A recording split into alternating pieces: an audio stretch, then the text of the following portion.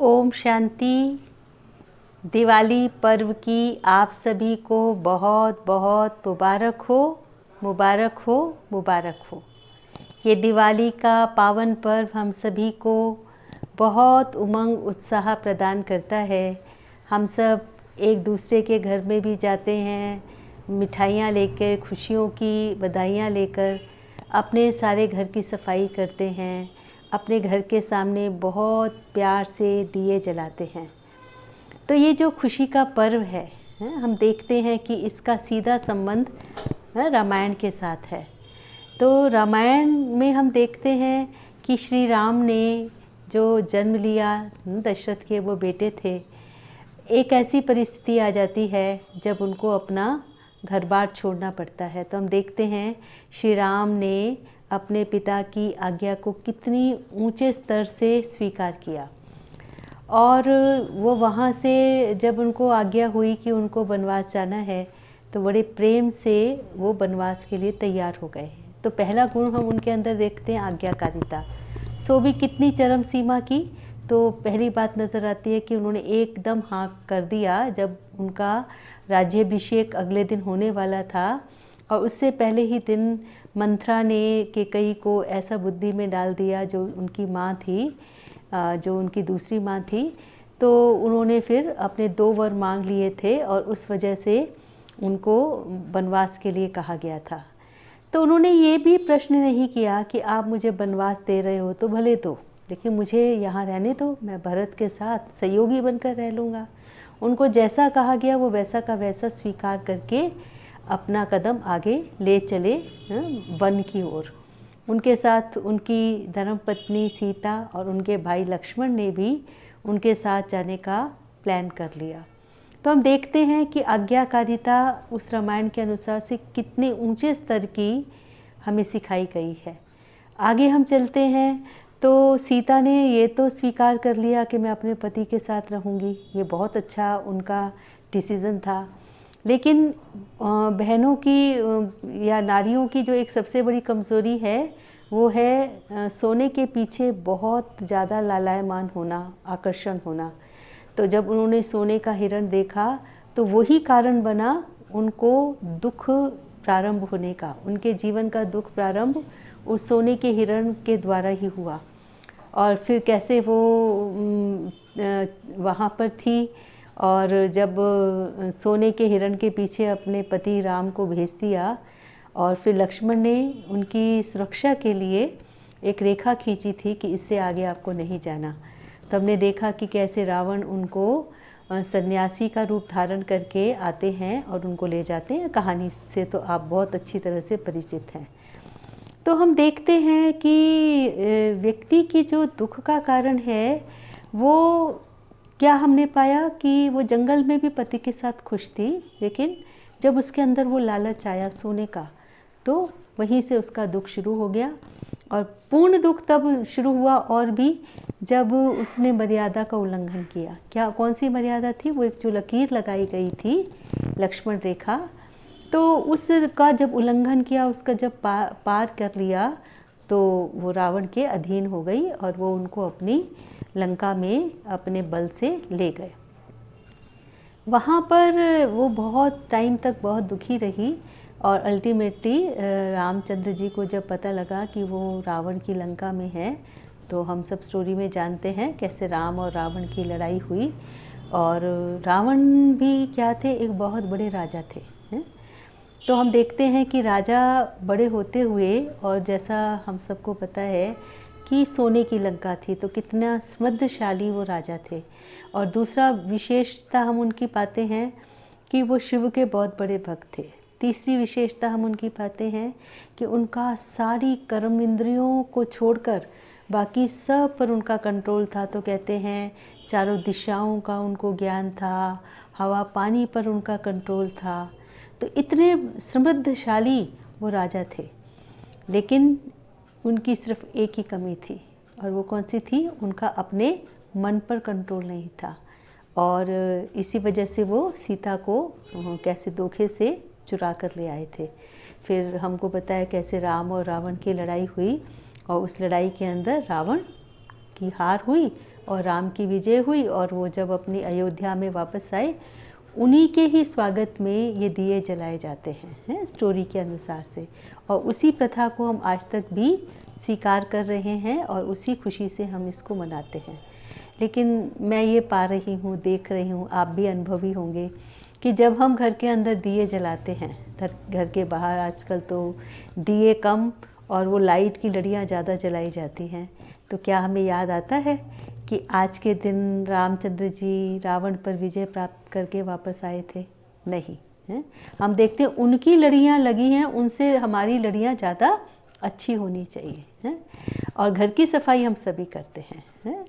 तो इनफैक्ट जो मैंने ब्रह्मा कुमारी में आकर के अनुभव किया और यहाँ पर जो राजयोग की शिक्षा हमें दी जाती है, उससे मैं ये समझ पाई हूँ कि सफाई तो घर की ना केवल दिवाली पर प्रतिदिन या बीच बीच में बहुत अच्छी तरह से करनी चाहिए।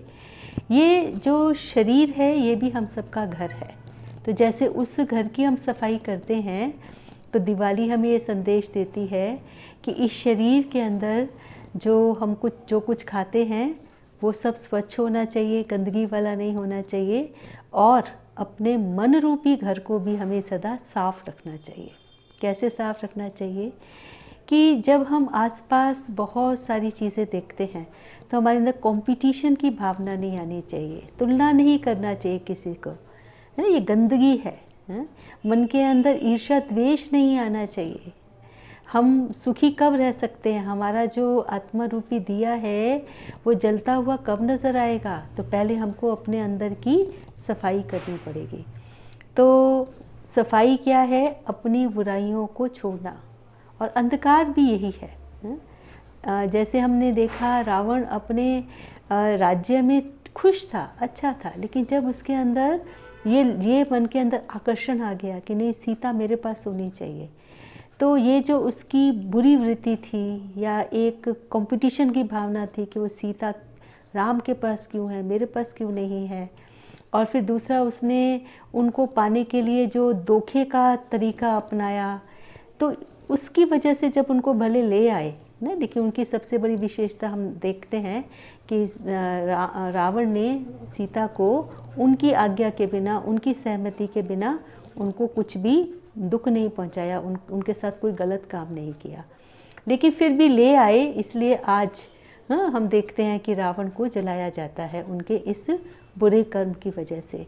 तो सच्ची सच्ची दिवाली मनाना अर्थात पहली बात, राम की तरह उस आज्ञाकारिता को, जिस आज्ञाकारिता को राम ने अपने जीवन में अपनाया, बिना किसी कंडीशन के, बिना किस सोचे कि मुझे ऐसा, मेरे साथ ऐसा क्यों किया जा रहा है, उन्होंने आज्ञा का पालन किया। तो हमने पाया कि वो महल में अपने पिता के घर में जितने सुखी थे, जंगल में भी उनको सुख था। फिर उनके सामने जो भी चैलेंजेस आए, जो भी उनके सामने इतनी बड़ी बड़ी समस्याएं आई, तो थ्रू आउट द रामायण हम पूरा जब हम पढ़ते हैं तो उसमें हम पाते हैं राम को कभी भी अधैर्यता में नहीं देखा गया। वो सदा ही धैर्यवान थे। जब सीता खो गई तो उन्होंने उनको ढूंढने के लिए जो भी 20 नाखूनों का जोर लगाना चाहिए था वो लगाया। पता लगने के बाद कि वो रावण के पास धोखे से रावण ले गए हैं, तो उन्होंने उनके साथ युद्ध किया और युद्ध भी पूरे नियमों अनुसार से किया और इस तरह से वो विजयी बने। तो हम सब आज दिवाली मनाते वक्त ये विशेष विचार करें कि हमारे जीवन में भी जो समस्याएं आती हैं, यही अंधकार है। इस अंधकार को हमें ज्ञान की रोशनी के द्वारा, समझ के द्वारा उस बुराइयों पर और उन समस्याओं को अपनी धैर्यता को धारण करके समस्या स्वरूप नहीं, समाधान स्वरूप बनना है। समझ के द्वारा उस समस्या को अब हम कैसे ठीक करें, उस कारण का निवारण कैसे करें, ये सोचना है। तो रोशनी को अगर हम समझना चाहें, तो अगर हम जीवन में 3-4 बातें हम अपने साथ पक्की कर लें।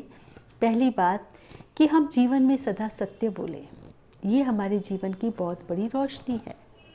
दूसरा, हम अपने आप को किसी के साथ कंपेयर ना करें, क्योंकि जब कंपैरिजन आता है तो असंतुष्टता आती है, वो जो भी उपलब्धियां हमारे आसपास हैं उसको एंजॉय करने नहीं देते। हमारा जो रोशनी है जीवन की, जो जो आसपास बिखरे हुए सुख हैं उसको एंजॉय करने नहीं देती। तो दूसरी बात, जो कुछ मुझे मिला हुआ है उसमें मैं संतुष्ट रहूं। तो मुझे क्या मिला हुआ है?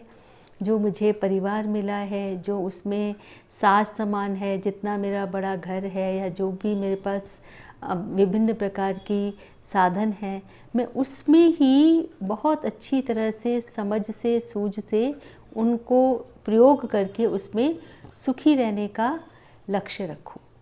तीसरा, मुझे सदा याद रखना है कि जो कुछ मेरे पास गुण हैं, शक्तियां हैं, मैं उनको औरों के साथ शेयर करूं, अपने गुणों को दूसरों के साथ बांटूं।